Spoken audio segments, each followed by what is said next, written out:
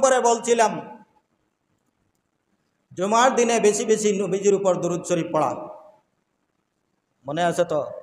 8 নম্বরে জুমার দিনে হযরতে আবু দরদা রাদিয়াল্লাহু তাআলা আনহু সূত্রে বর্ণিত রাসূল করিম সাল্লাল্লাহু আলাইহি ওয়াসাল্লাম বলেন, আকসিরুস সালাতা আলাইয়া ইয়াউমাল জুমআতি, তোমরা বেশি বেশি করে জুমার দিনে আমার উপর দুরূদ শরীফ পড়ো।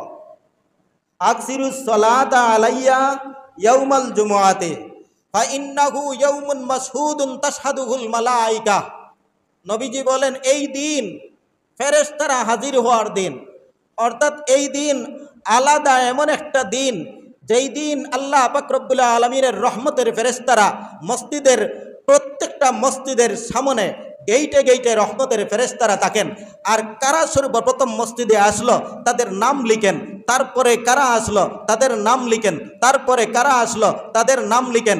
অতিরিক্ত আল্লাহর রহমতের রিজার্ভ ফেরেশতা সেই দিন মাশহুদুন ইয়াশহাদুহুল মালায়েকা, সেই দিন উপস্থিতির দিন কারা উপস্থিত হয়? আল্লাহর দরবার থেকে রহমতের ফেরেশতারা জুমার দিনে আল্লাহর নবীর উপর দুরূদ শরীফ যারা পড়বে আর জুমার দিনে আল্লাহর দেওয়া ফরজ বিধান জুমার নামাজ পড়বে, তাদের গণনার জন্য তাদের হিসাবের জন্য আল্লাহ অতিরিক্ত রিজার্ভ ফেরেশতা প্রেরণ করেন। সুবহানাল্লাহ। সাহাবী আবু দরদা বললেন, ইয়া রাসূলুল্লাহ ওয়া কুলতু বাদাল মাউতি, এখন তো আপনি জীবিত আছেন, দুরূদ শরীফ পড়লাম, শুনলাম, সব বুঝলাম, আপনার মরণের পরে মাউতি বাদাল মাউতি, আপনার মরণের পরেও কি দুরূদ পড়ব?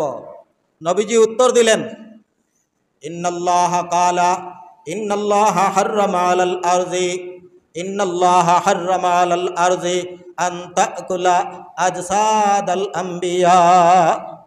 নিশ্চয় আল্লাহ পাক রব্বুল আলামিন জমিনের উপর হারাম করে দিয়েছেন আম্বিয়ায়ে কেরামের দেহকে কখনো বিলীন করতে পারবে না। বলেন সুবহানাল্লাহ।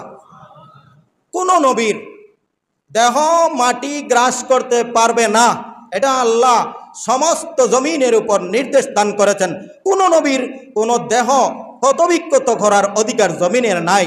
ইন্নাল্লাহ হাররামা আলাল আরজি আন তাকুলা আজসাদাল আম্বিয়া ফানবিয়ুল্লাহি, তাই তোমাদের নবীও হাইয়ুন জীবিত, হাইয়ুন জীবিত, ইউরজাকু কোন ধরনের জীবিত? সাধারণ জীবিত নয়, ঘুমন্ত জীবিত নয়, এবং অচেতন জীবিত নয়।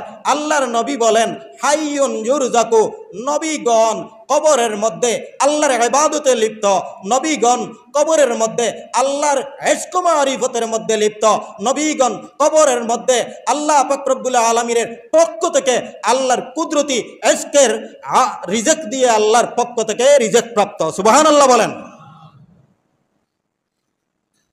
নবী মরানা জিন্দা লড়াই করতে করতে নাই, পাগল ওর পাগল।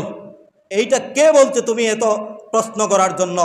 হ্যাঁ, কোরআনের আয়াত দিয়ে দলিল দেওয়া হয়, আম্বিয়ায়ে কেরাম সবার কুল্লু নাফসিন যায়িকাতুল মাউত, সেই হিসাবে সবার মৃত্যু ক্ষণস্থায়ী মৃত্যু, আর মৃত্যুর পরে আল্লাহ পাক রব্বুল আলামিন চিরস্থায়ী জীবন। এই যে আমরাও মরণের পরে একবার জীবিত হব, কিন্তু আমাদের দেহ কবরের জগতে সম্পূর্ণ বিলীন হয়ে যাবে।